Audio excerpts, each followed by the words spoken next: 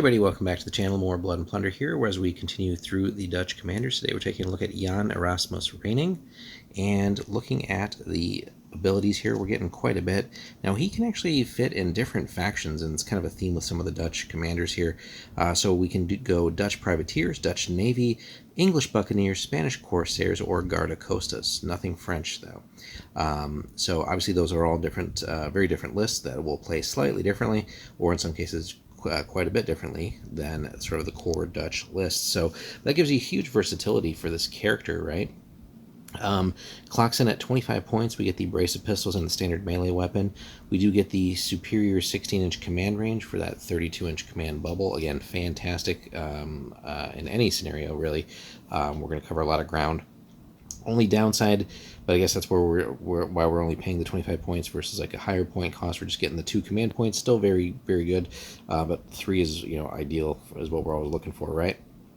Special rules, we get Inspiring, which is kind of like one of the go-to abilities for most of the named commanders, but really will keep our forces in the fight longer. We get Broadside and Commodore, we should say. Always good combinations there for fighting on the water, right? Broadside is going to let us fish for crits, and again, crits are one of the best ways that we can help turn the tide in a naval battle. Now, just shooting and causing damage is going to be great. Eventually, we'll hopefully sink the enemy ship, but those crits are really where we can mess them up, right?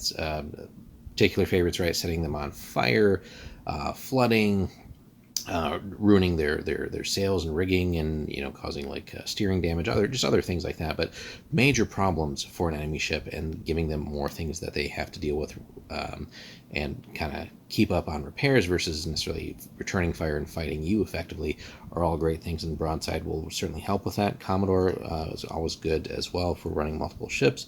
And then Elan is one that we don't see too often, but it's a pretty cool one. Basically, we can issue a command order to a unit, one other unit in our command range, while we're actually engaged in melee too. So that's particularly nice when maybe multiple units are kind of packed on ships, and we're a lot of just fighting, and maybe our own units getting involved in the fight then.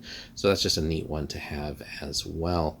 But then, as always, one of the neat things with Blood and Plunder, and just with all the different factions, lists, characters even, are just all the different ways that we can sometimes swap things, substitute things, just really vary the force that we're bringing, and get more value too out of like collecting and playing the game.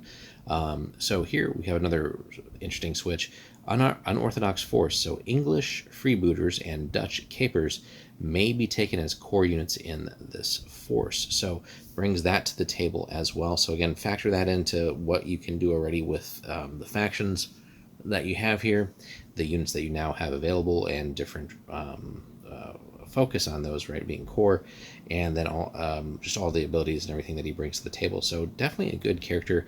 Again, really the only thing missing is that 3rd command point. He's fantastic in and of himself, so I think he does quite well. Let us know in the comments, guys. Which force do you tend to prefer running him in? Do you feel like the unorthodox force is pretty important for him? How much of that do you buy into when you're building your force with him? Let us know in the comments. Be sure to like and subscribe, and we'll have more Blood and Plunder for you soon.